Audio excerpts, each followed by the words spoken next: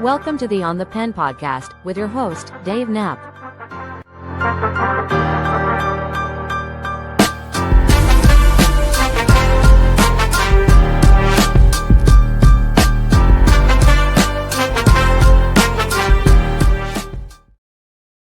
Welcome to this special edition of the On the Pen, the Weekly Dose podcast. I'm your host, Dave Knapp, man on the Mounjaro. That's why I'm here.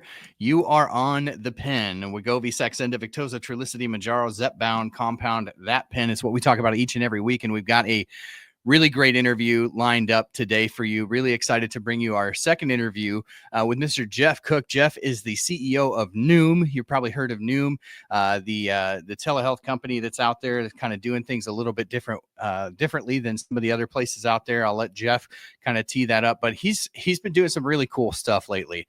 And so I wanted to get Geoff back on the podcast to talk about some of the interesting things that Noom has been doing and really ask some questions that I've been hearing from the community as well. And so without further ado, I'd like to welcome back into the On the Pen podcast, Mr. Geoff Cook. Geoff, welcome. Hey, Dave. Thanks for having me back. I'm happy to be here. Yeah, thank you. Thank you for coming on the show, and thank you for sharing some of your time with the audience here. I know that you've got kind of a limited time frame, and we got a lot of stuff to get to. So the first thing, Geoff, that I want to ask you about is you were just at the White House. That's a pretty big deal. Tell us about what you were doing at the White House, and maybe a little bit about the pledge that you kind of took from the perspective of Noom there, and what that all looks like. Yeah, so we were thrilled to receive an outreach from HHS about this White House event. And I think that came out of some outreach we had been doing over the course of months. I was in Washington about a month ago at HHS, meeting with CMS about something else. That was a very short meeting, but we were getting on people's radar essentially. And out of that, I think we learned about this pledge, and what it really is all about is saying the silos of information where one provider group doesn't have access to the labs, and some other provider group might have access to something else, and that just has to be broken out. We need a digital health ecosystem that is connected, that is patient friendly, and CMS, being the biggest payer in the country, is uniquely situated to try to make this happen. And of course, could try to pass a law or some regulation to make it happen, but that would take very long periods of time. And they're basically saying, we're going to use the fact that we're the biggest payer. We're going to get industry to do this in a collaborative way to make pledges related to accessibility and portability of healthcare data, as well as actually pledges related to best practice when integrating conversational AI assistance with CMS networks. And so importantly to know, from a HIPAA and privacy standpoint,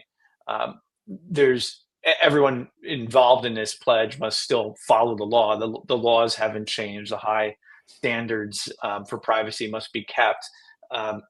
What this is really aimed at is what people do a lot is like one provider group will send a fax to another provider group, or a patient will be hunting their email for a PDF and then upload it to this doctor and then have to upload it again to this other doctor. There's no central place where this information exists.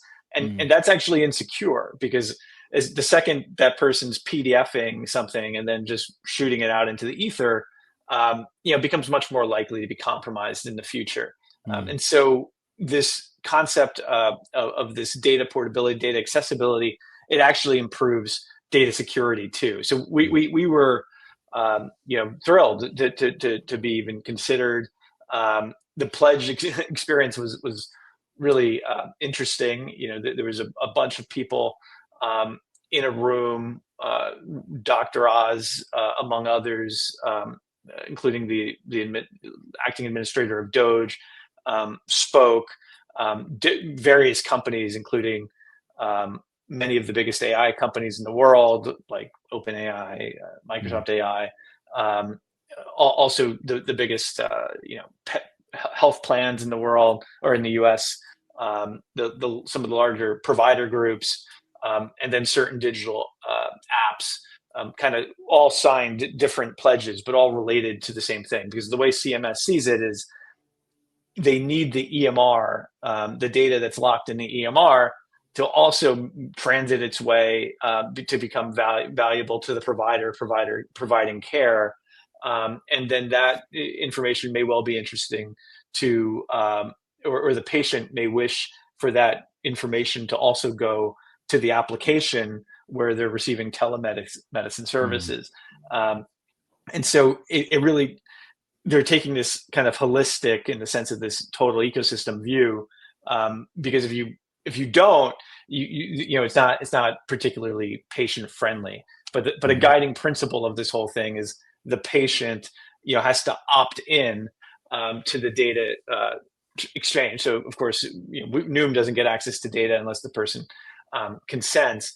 And then in addition, they get to see every access of who exactly is accessing their data. So that's basically what the pledge consisted of. But I would say, like, it was also extraordinary experience to like walk into the East Room of the White House.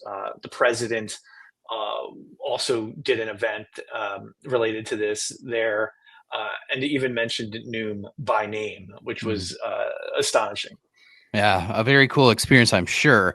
So right now, I think this addresses a really big issue, because I think what happens for a lot of patients who use telehealth to access treatment for obesity care, you know, all of their primary care stuff is siloed right now with their primary care physician. And one of the things that we see a lot on the pen community is people who may get on a GLP-1, for instance, and they're on a blood pressure medication, but all of a sudden they're dropping weight and they don't require as much blood pressure medication, but that part of their care is being monitored by perhaps their primary care physician. And now you have, you know, the telehealth and the primary care that aren't speaking. So this would help to sort of fulfill some of those gaps in patient care, so that there's a little bit more cohesiveness. Is that what I'm understanding? Yeah, I think, you know, one of the key points is kill the clipboard, right? Like this concept that a doctor is writing something down, which is easy to then be mistyped when it's going somewhere else. Like, we just have to have kind of better tools at our disposal in this age, than you know, pen and paper, and then also you know, axe the facts, right? So the whole concept, only doctors' offices are still using fax machines, and it's critical to their infrastructure. We have to get past this. It should be possible to pull up your medical history on your phone. You know, it should be possible to avoid refilling out the same forms over and over again at the doctor's office. No one seems to know your meds, no matter how many times you tell them it, right? You know, like that has to be fixed, and it has been fixed in various other countries, right? It's a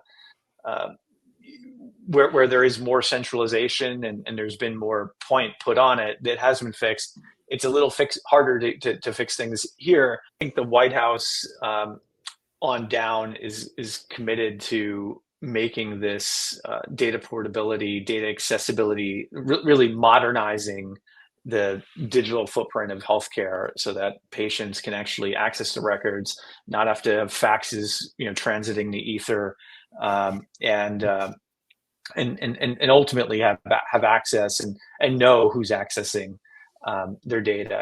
I think it's fundamentally a good thing.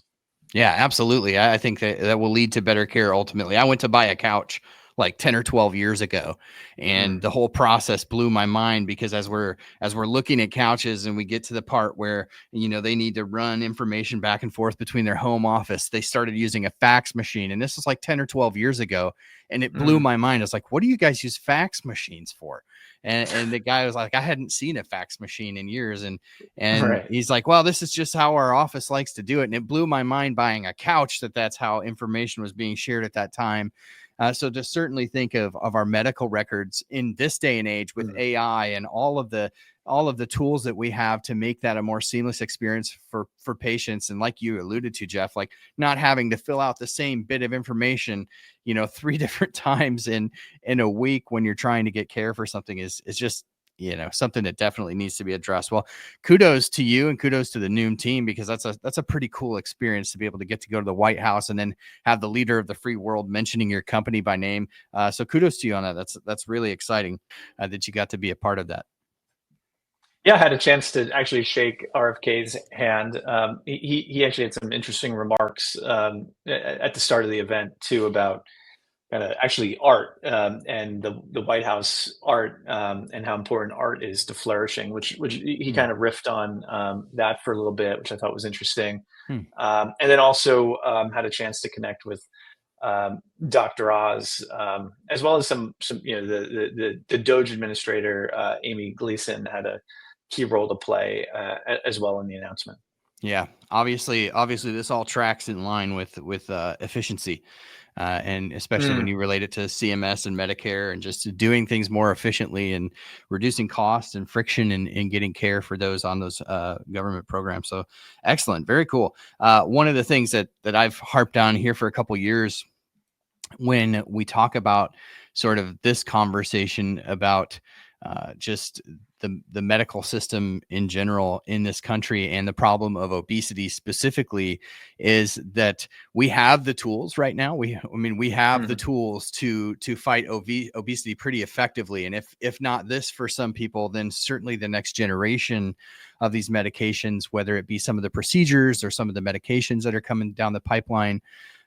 We have the tools. The tools are here, but do we have the infrastructure to deliver the care? And it's only going to be a partnership of the old brick and mortar and the telehealth companies if we're going to deliver care at scale. And so I'm excited that that's part of the conversation that's taking place in Washington, D.C., because if we're going to take this thing seriously, it has to be an all of government approach.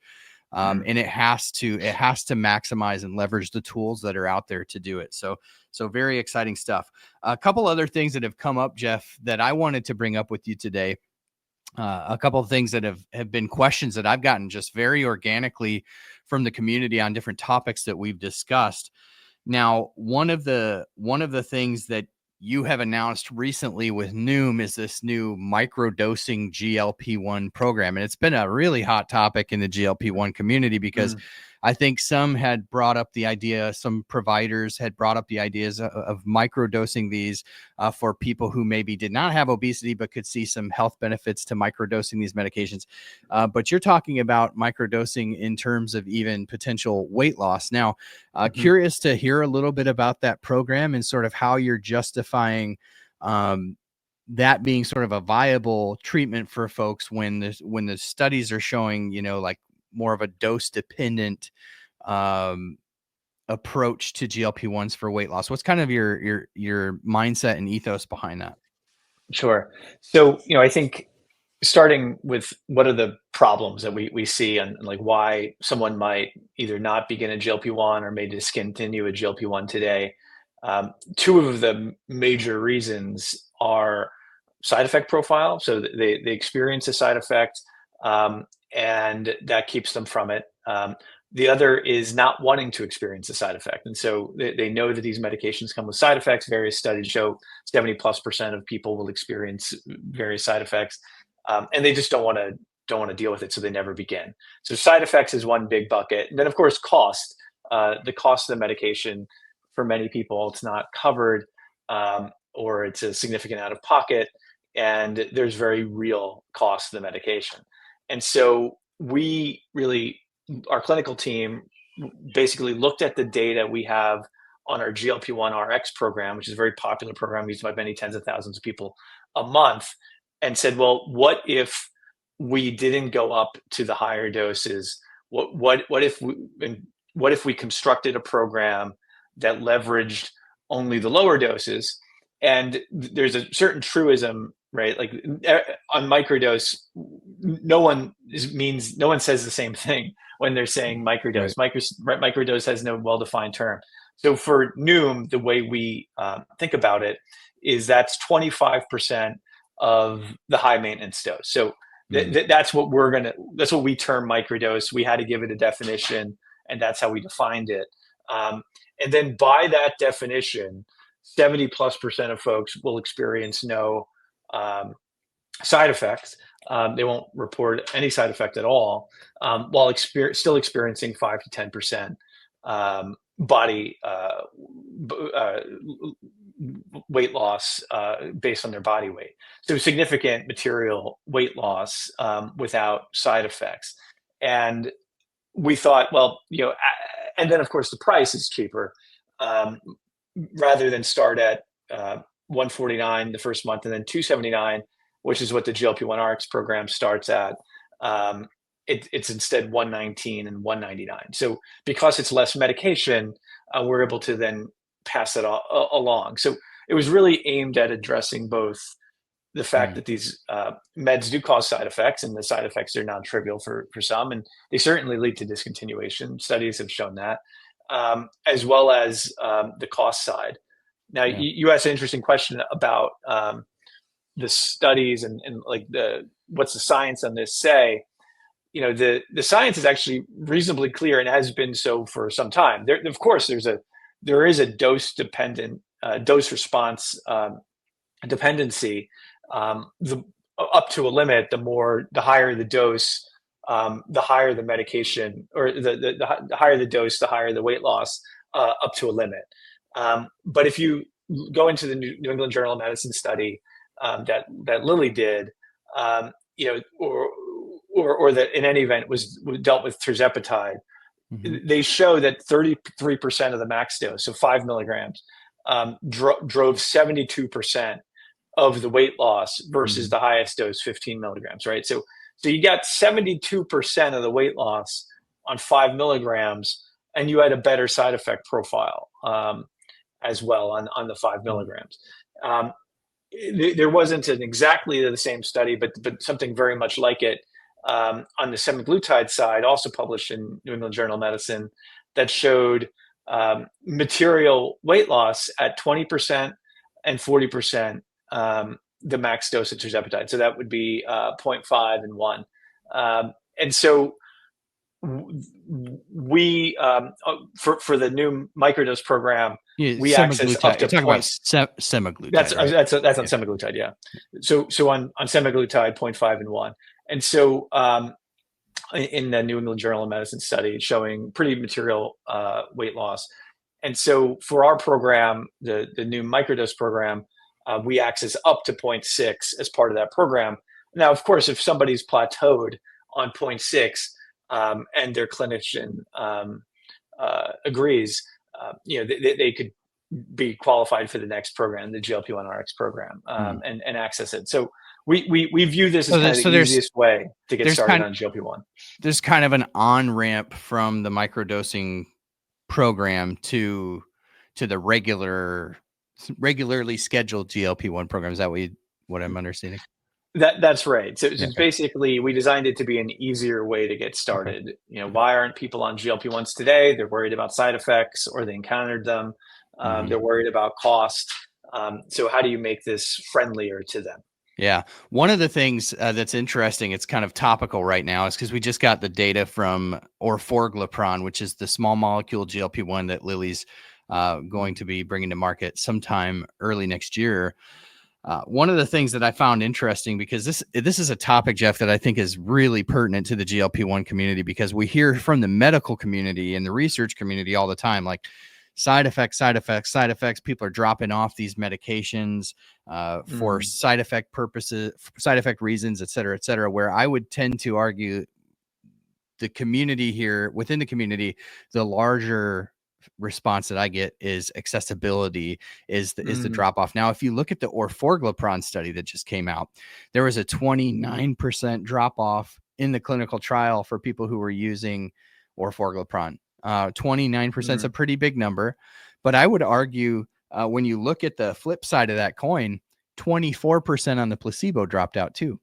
And so are we talking about an efficacy issue rather than a tolerability issue? Because really that 5% difference between the drop off in the placebo arm versus the non-placebo arm, it's just high dropout rates in general. And I think it speaks to a larger issue that we have within these clinical trials for obesity is that there even is a placebo arm.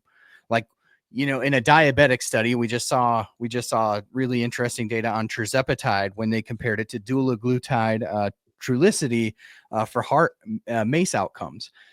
In diabetic trials, you get at least an equivalent or an existing medication. In these obesity trials, you're running up against placebos. And I think a lot of times, when you look at the way these trials are designed, especially the newer ones, people don't want to sign up for a year or a year and a half of no treatment for their disease when there are so many effective drugs on the market, and it makes it hard to parse that data out. So I would tend to argue, and I would be interested to hear in the comments of the video from people in the community, are people getting off because of side effects, or are the side effects generally tolerable, but people are getting off more because of the accessibility things? And we've seen a lot of things over the last 2 years, whether it's lack of accessibility to the branded medications or the unsure nature of the compounds, and how much of those numbers that we're looking at in these sort of post-marketing studies are actually looking at people who went off the branded medication. Yeah, but then they started to take a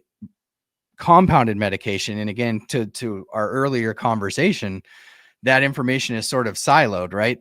That's not going to be shared with data in Epic that somebody's now taking a compound from Noom where they were getting maybe Ozempic through their primary care.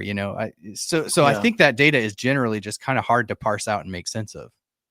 Yeah, no, I think you point out an interesting point, which is that clinical studies themselves are, they have their own flaws, and they always have. For one thing, the population of a clinical study tends to look very different than the eventual population who actually will take the medication, right? And so if you look at those Tirzepatide and Semaglutide studies, the average BMI, I believe, in each of them was north of 35 in each study. And of course, the pharmaceutical company has a real desire to show what maximum weight loss looks like on the medication, because whatever that percent body weight is that is reduced is ultimately going to be a driver of the stock price, right? And the investors are 100% attached to that number for sure. Right. We saw that recently, right? I think for the med you mentioned showed 12%, and that was a little disappointing. It wasn't overly disappointing, but you saw a significant decrease in stock price. And so we also just have a fundamentally different view, because we look at the pharmaceutical company, and they have to construct the studies similarly to how they've constructed studies probably for the last 30 years. And with Noom, we actually see the side effects. We see the member every week because they're logging their side effects, they're logging their weight, they're ideally logging their foods, they're earning Noom coin, they're engaging in these habits. And the pharmaceutical company takes an approach to dosing that's about the maximum dose a patient can tolerate, right? And that is and that's because if you give them the maximum dose they can tolerate, you're going to get bigger weight loss for your study.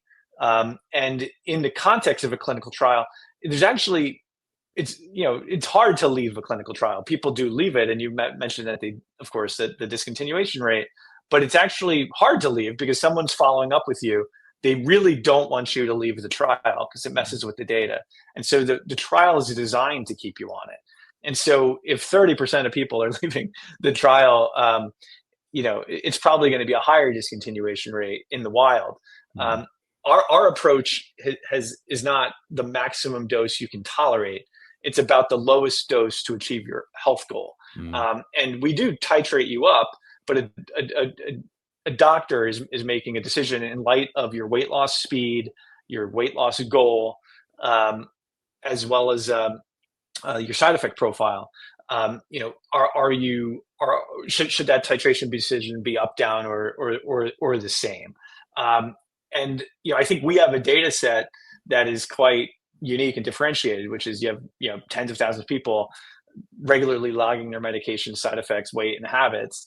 And so we don't have to dose you up to the high maintenance dose is just that's just the way we do it. And by month 4 or 5, you're on 2.4 milligrams, and that you'll eventually tolerate it, right? Like that's not our message, because it doesn't have to be. We actually are able to see your weight loss speed. We're able to see your side effect profile, and then we can dose accordingly. Very interesting. And you launched this microdosing program when? August 4th. We had it out in a small beta prior to that, but the official launch was just last Monday. Okay, very interesting. And I assume you all, being the data people that you are, will have some interesting data somewhere down the road to show, how this kind of plays out in the wild, as you call it. Yeah, absolutely. I think, we just hired a new head of data at Noom, who starts August 18th, and we've had clinical trials of our own over the course of Noom's history. We have a very differentiated data set, right? Like, as you look at the literature, you're not going to find very much on what a microdose means over a longer period of time. And so what we are essentially able to do for a very large kind of N is kind of publish those sorts of findings. And so we are building up our capabilities to do exactly that. We imagine others, like, other large telemed, probably like Hims and so forth, are probably looking at similar things. But I would imagine you will start to see more and more of this come out.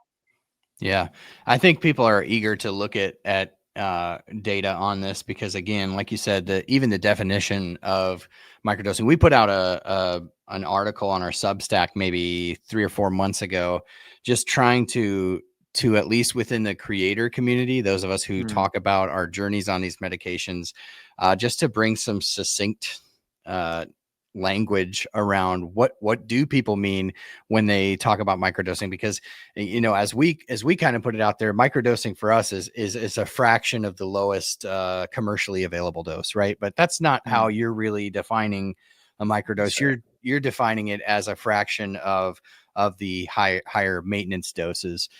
So it'll be very interesting, and we'll be eager to hear when that data is available.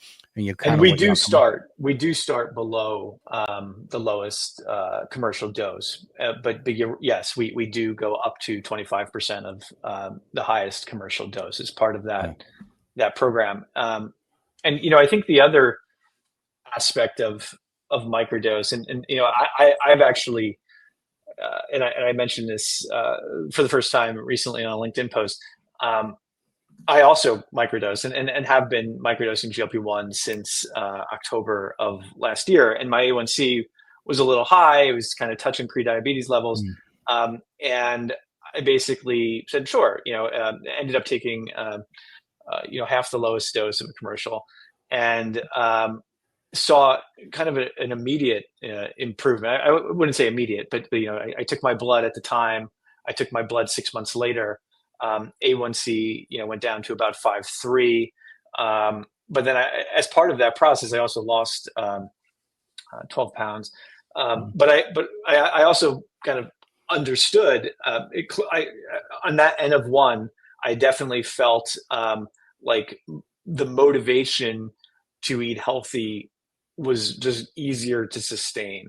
And it could be that, it made it less likely I grabbed for the chips in the pantry, more likely to be at the grocery store buying the berries, for example.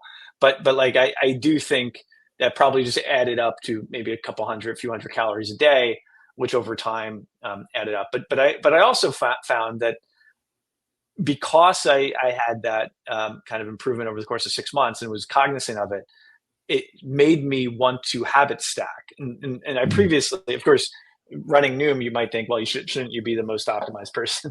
But I made a real effort for really to habit stack my workouts with something else, upper body with running, for example, or try to get a swim in right after a jog to the extent that's doable.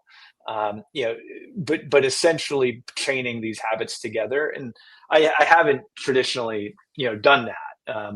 And so, and I recently took my blood as part of an annual thing, even just in the last 30 days, and saw that sustained.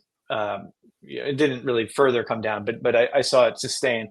And so, I think I'm not the right now. Our GLP-1 microdose program is only available to folks with the 25 plus BMI, but I do see that there's benefits to GLP-1 beyond weight. I think the literature is becoming increasingly clear on that fact.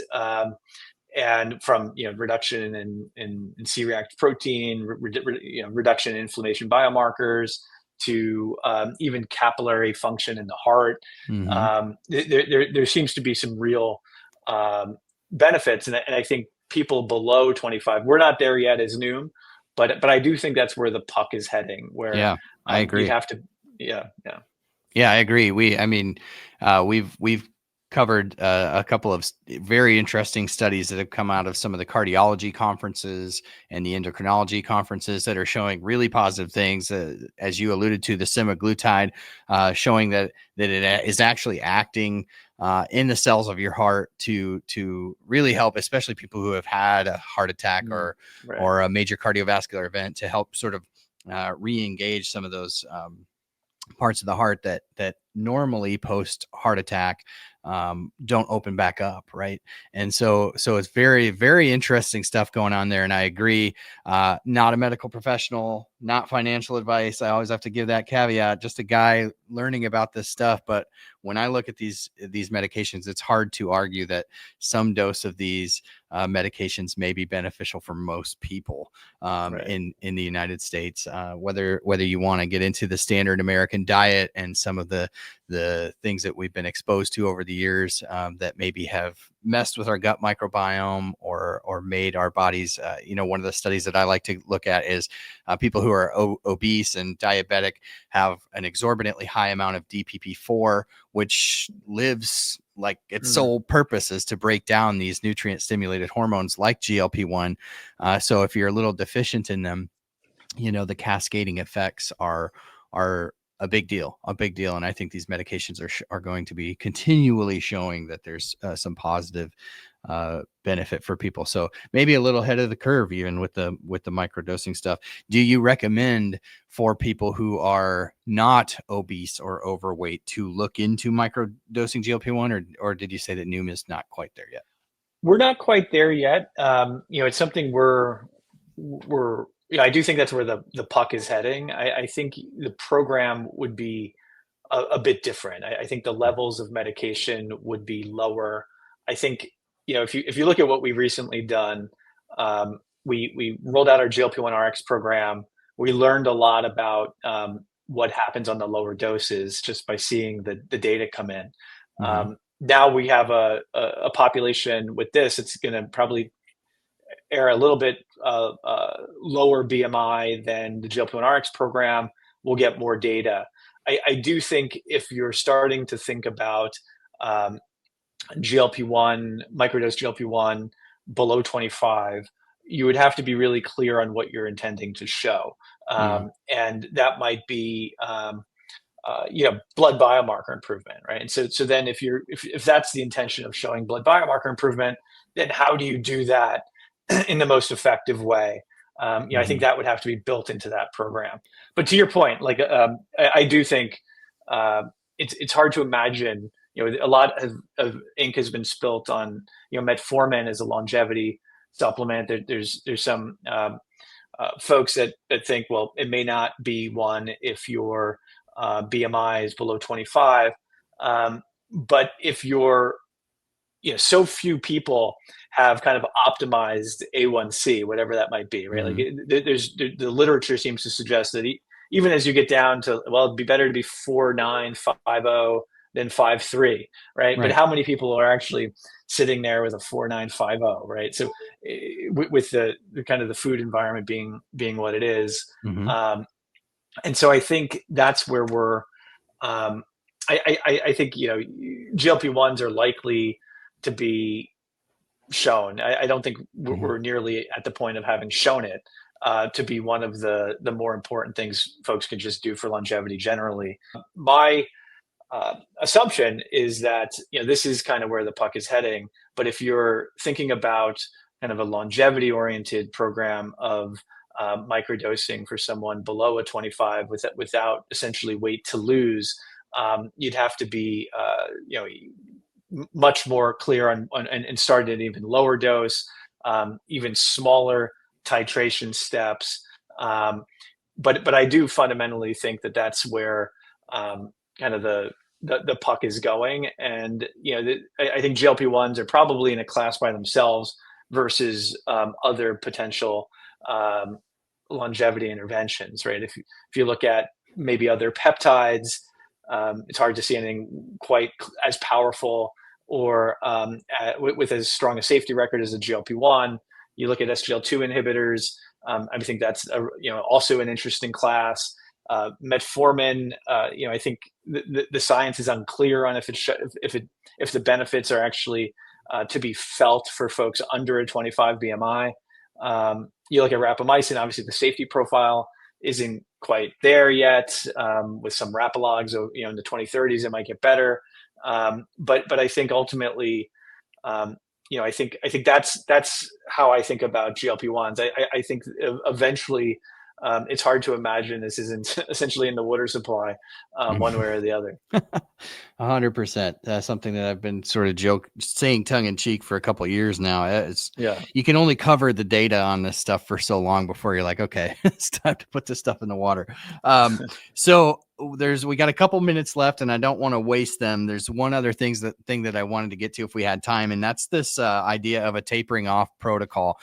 There's a lot of conversation that takes place within this community, within the broader conversation about accessibility and the cost of these medications for employers to cover, et cetera, where, what about getting people to their goal weight and getting them off the medication? Now, I think the clinical trial is pretty clear, both for Semaglutide and Tirzepatide, that for most people going off these medications who are being treated for obesity, when you remove the treatment that you're getting for the disease, you sort of lose the benefit of the treatment that you're getting for the disease. But with that said, there are a lot of people who don't like the idea of taking these medications for their whole life. And so y'all have kind of developed a tapering protocol to kind of serve that, patient population. What are y'all seeing with that? And what's kind of the mindset behind that? Yeah, sure. So, the approach of our tapering protocol was really to meet people where they are. So what we see is people come in and, if you look at the pharmaceutical studies, as you mentioned, the weight kind of comes back pretty quickly. But that data does not actually bear out with epic EMR data of discontinuation of a GLP-1, which is worth looking into. It's big N, but what we think is happening is the pharmaceutical company, of course, has a interest on removal of the medication for there to be a weight regain. So when you leave a pharmaceutical company study and you're at 2.4 milligrams, the highest dose, let's say, in the study, and you discontinue, well, then you are going to have that food noise come roaring back. You're on the absolute highest dose, and you stopped it cold turkey, right? Like that is not if you are going to discontinue, or you are trying to find a lower maintenance dose, the way to do it wouldn't be to all of a sudden just stop. And that would almost certainly guarantee kind of failure and regain. And so the way the reason we have this taper protocol is because we see that people do just decide, I don't want to spend this amount of money each month. But at the same time, I want to make sure I sustain. And so our taper protocol is really just a titration down phase to allow our provider to know that you're interested in tapering for whatever reason. Tapering down or tapering completely off, or both? Both. So that protocol does support both. To be honest, we thought that was going to be higher used. So it is a very small proportion of people that activate it. I think the reality is the patient consciousness is probably, do I want to refill this and pay for another refill or not? And it's probably a little too nuanced to say, well, maybe I'll refill once more with a taper protocol. So I think it hasn't had much of an impact, but there are folks who use it, and we have no reason to remove it from the product. It's easy to activate. You don't even need to get the GLP-1 from Noom. You could just use the GLP-1 companion product and just activate the taper protocol. And the program of Noom changes to be less about protein intake and resistance training, and then more about caloric restriction if you activate the taper. Very interesting. Yeah. I was curious to know how many people actually use the taper protocol. I mean, it makes sense to reach your goal weight and then find the appropriate maintenance dose. But, from everything that I hear from folks that use these medications within our own community, I always just say it's a very from my cold dead hands mentality, right? I always kind of harken back to what's the NRA guy, the actor. I just remember that from my cold dead hands. Anyway, off track, but that's definitely seems to be the mentality within the community. No, and I understand that mentality. I mean, it's hard to imagine. Some people take their supplements, they take their daily multivitamins. A lot of people take various things. So why wouldn't you take one of the most important things for your health, right? If you can. Especially in light of all the other things that we've talked about today in terms of the other health benefits that you get. Geoff, you've been very generous with your time. Thank you so much for joining us here at On the Pen today. Again, I hope we get the chance to do it again, especially when we have some more data to talk about in terms of the microdosing and everything. I really appreciate your time today. Anything else you'd like to add before we go? No, it's always a pleasure, Dave. Keep it up. Thank you very much. All right. Thanks, Geoff. Take care. Bye-bye. Geoff Cook, the CEO of Noom, joining us today. I hope you enjoyed that interview. If you did, please consider hitting the like button if you're watching on YouTube, and give the podcast a 5-star rating and review. Those things always help to continue the efforts that we're doing here and continue to bring you great interviews like this one today. Thanks for joining us.